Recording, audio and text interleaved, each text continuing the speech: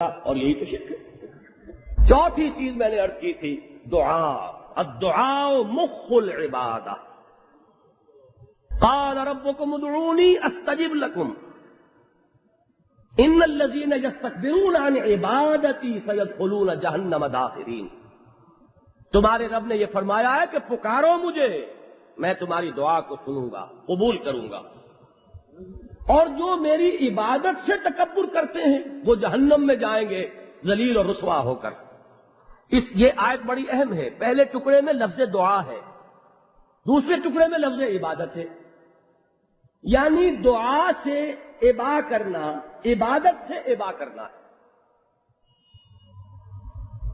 اگر اللہ کو پکارتے نہیں ہو تو تمہاری عبدیت جو ہے کوئی تکبر ہے، اپنے اندر استغنا ہے، کچھ اپنے آپ کو سمجھے ہوئے ہو۔ مقام بندگی یہ ہے کہ محتاجی ہی محتاجی شمار ہو۔ اس پر جو کلائمیکس ہے قرآن مجید میں وہ حضرت موسیٰ علیہ السلام کی دعا ہے، رب انی لما انزلت الی من خیر فقیر۔ اے اللہ میں تو فقیر ہوں ہر اس شے کا جو تو میری جھولی میں ڈال دے۔ ایک فقیر وہ ہوتا ہے فن خاص قسم کا کہ روپیہ دو گے تو لیں گے، وہ ایک آنا اگر آپ نے کہیں دے دیا، 10 پیسے دے دیے تو پھینک دے گا۔ اور ایک وہ فقیر ہوتا ہے کہ ایک پائی بھی دے دیں تو وہ اس کا بھی محتاج۔ رب انی لما انزلت الی من خیر فقیر، پروردگار جو بھی میری جھولی میں تو ڈال دے میں اس کے لیے محتاج ہوں، اس لیے کہ اب تو ہے ہی محتاج۔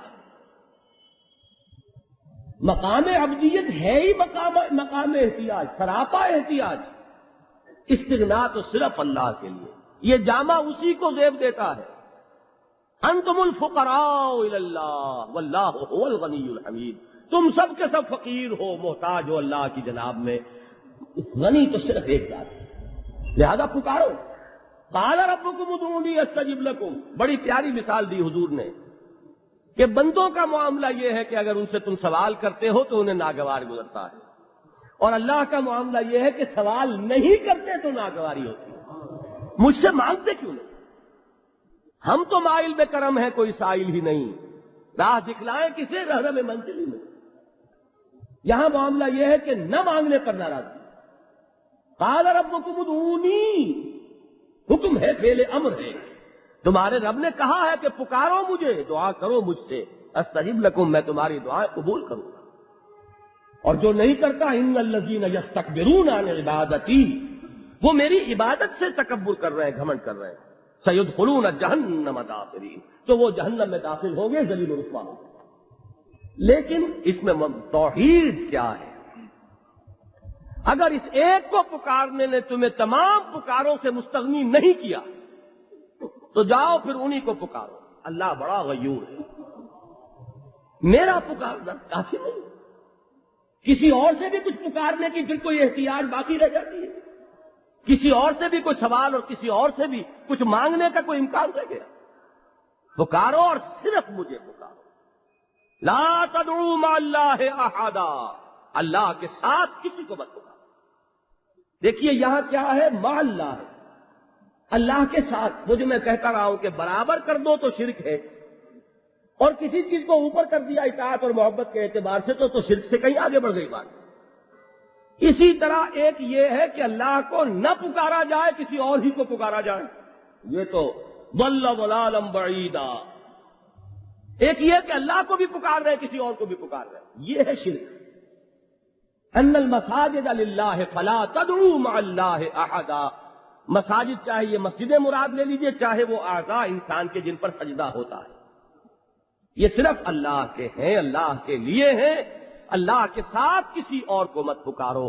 یہ ہے توحید فی الدعاء، اور اسی کا آپ وعدہ کرتے ہیں نماز کی ہر رکعت میں، اور اس میں بھی جو گہرا تعلق ہے وہ جان لیجئے، ایاک نعبد و ایاک نستعین۔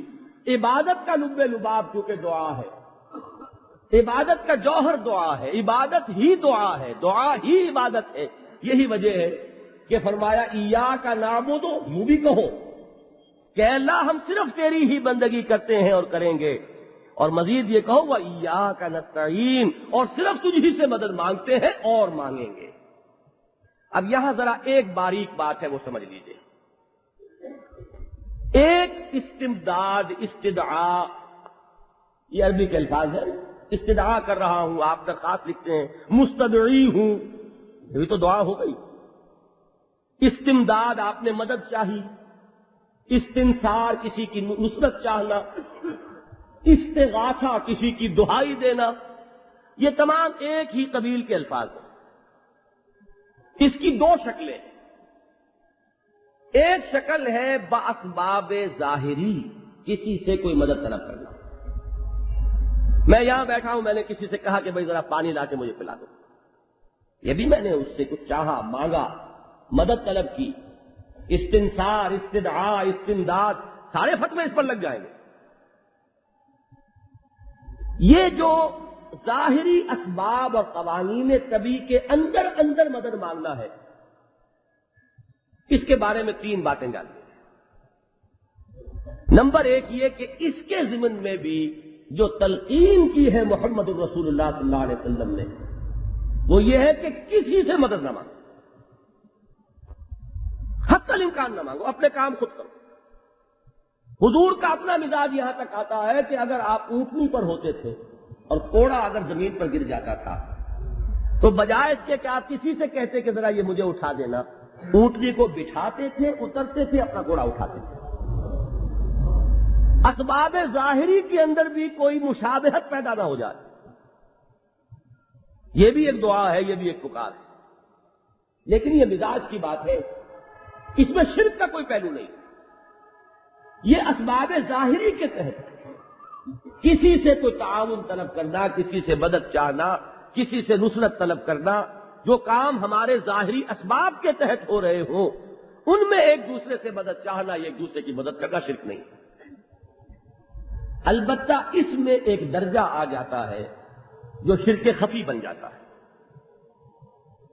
اگر کسی آدمی کے ذہن پر یہ بات بیٹھ جائے کہ یہ شخص میرا کام کر سکتا ہے اور اس کی وجہ سے اس میں اب زاری بھی پیدا ہو رہی ہے، تضرع بھی ہے، گڑ گڑا بھی رہا ہے، وہ اس وقت اصل میں اس حجاب میں آ گیا ہے، اس پردے میں آ گیا، اس مغالطے میں آ گیا ہے کہ یہ شخص میرا کام کر سکتا ہے. یہاں وہ نفی ہو جائے گی لا حول ولا قوت الا باللہ. مانگو ضرور، لیکن یہ جان لو کہ یہ کر سکے گا وہی جو اللہ چاہے گا، اور اللہ چاہے گا تو اس کے دل میں ڈال دے گا. اسباب ظاہری سے جتنا آپ کو شغل ہونا چاہیے، شغف ہونا چاہیے، اس سے زائد جب ہو جاتا ہے تو معلوم ہوتا ہے کہ ان اسباب ظاہری پر تکیہ اور توکل اور یقین اور ایمان انہی پر ہو گیا. لا حول ولا قوت الا باللہ.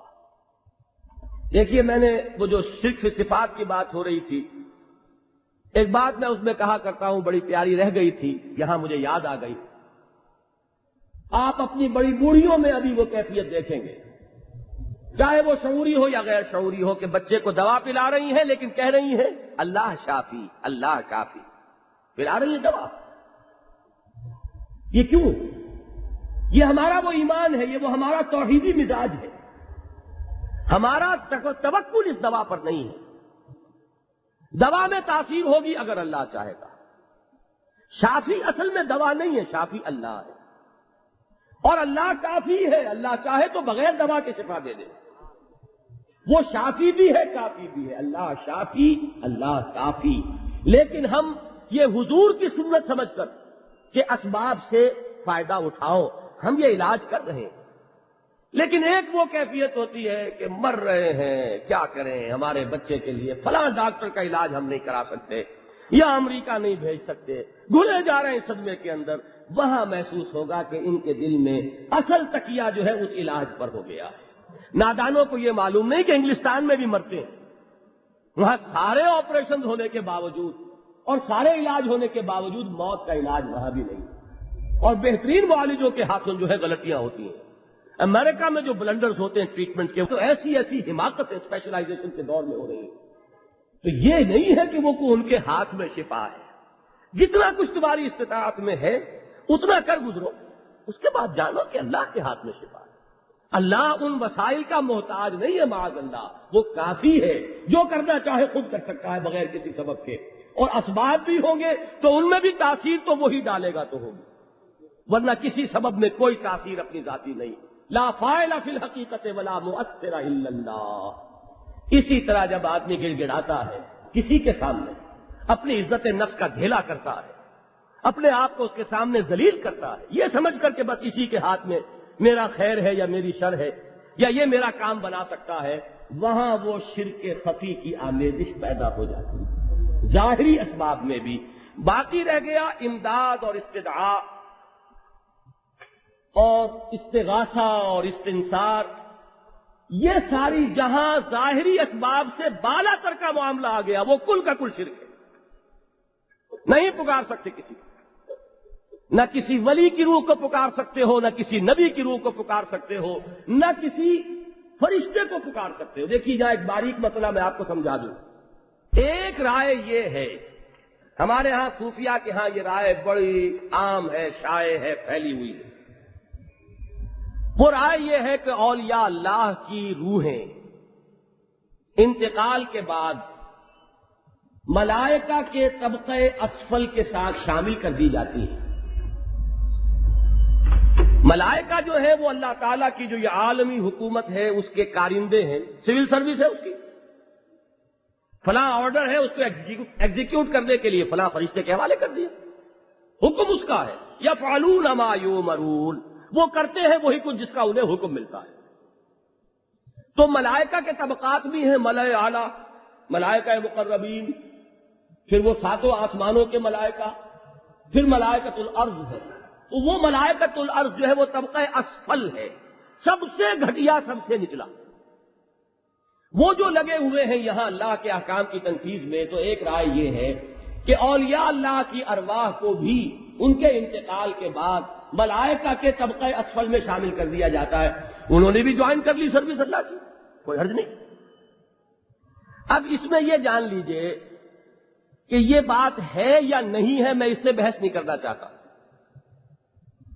مجھے اس کے لیے کتاب و سنت سے کوئی دلیل ایسی نہیں ملی کہ میں حتمی طور پر کہہ سکوں کہ ایسا ہے، لیکن ایک درجے میں تقلید مجھ میں بھی ہے۔ شاہ ولی اللہ دہلوی رحمت اللہ علیہ کے بارے میں میرے ذہن میں ان کے ساتھ ایسی ایک محبت کہہ لیں ہے کہ میں جانتا ہوں کہ وہ بہت گہرا فہم رکھتے ہیں قرآن اور سنت کا۔ انہوں نے بھی یہ رائے ظاہر کی ہے، انہوں نے دلائل بھی دیے احادیث سے۔ حضرت جعفر طیار کے بارے میں حضور نے فرمایا کہ ان کے جو دونوں ہاتھ کٹ گئے تھے اللہ تعالیٰ نے ان کو 2 پر دے دیے ہیں اور وہ ان پروں سے ملائکہ کے ساتھ اڑتے پھر رہے ہیں، یہ وہ دلیل لائے ہیں۔ لیکن یہ معاملہ شہداء کا ہے، بہرحال وہ اس کو دلیل کو لائے ہیں، تو میں اس کو اس وقت مان لیتا ہوں کہ ایسا ہے کہ ملائکہ کے طبقہ اسفل میں اولیاء اللہ کی ارواح بھی شامل ہو جاتی ہیں، جس طرح احکام خداوندی کی تنفیذ ملائکہ کر رہے ہیں وہ بھی اس میں کام کرتے ہیں۔ لیکن اس سے یہ نہیں نتیجہ نکلتا کہ ان کو پکارا جائے، یہ تو طبقہ اسفل ہے، ملائے اعلیٰ کے ملائکہ کو پکارنا بھی شرک ہے۔ آپ یا جبرائیل اغثنی کہیں گے تو شرک ہوگا، اے جبرائیل میری مدد کو پہنچو، پکارا جائے گا صرف اس کو۔ وہ جبریل کو بھیجیں، میکائیل کو بھیجیں، کسی اللہ کے ولی جو ہیں ان کی کسی روح کو بھیج دیں، وہ ان کا کام ہے۔ ہمیں اجازت نہیں ہے کسی اور کو پکارنے کی، ہمیں حکم یہ ہے کہ صرف ہمیں پکارو، لا تدعوا مع اللہ احدا۔ تو اگر کوئی شخص علمی اعتبار سے وہ رائے رکھتا ہے تو میں ہرگز یہ نہیں سمجھتا کہ اس میں شرک کا کوئی پہلو ہے، وہ علمی مسئلہ ہے، ایسا ہے یا نہیں ہے وہ دلائل کی بنا پر آدمی جو ہے وہ فیصلہ کر لے جس چیز پر دل ٹھک جائے۔ لیکن شرک آ جائے گا جہاں پکارا جائے گا وہاں شرک ہے۔ اس کے لیے میں نے عرض کر دیا کہ یہ تو ملائکہ اسفل کے قسم کے لوگ ہیں، جو ملائکہ کا طبقہ اعلیٰ ہے اس کو بھی پکارنے کی اجازت نہیں، تو ان کو پکارنے کے لیے کہاں سے گنجائش نکل آئے گی؟ پکارنے کی اجازت نہیں ہے، پکارو گے صرف اللہ، لا تدعوا مع اللہ احدا، جہاں کسی اور کو پکارا۔ یہ ما فوق العادت جو ہمارا یہ قانون ظاہری ہے، طبعی قانون، اس سے اوپر کسی کو پکارا، اس کے شرک ہونے میں قطعاً کسی شک کو شبے کی گنجائش ہے۔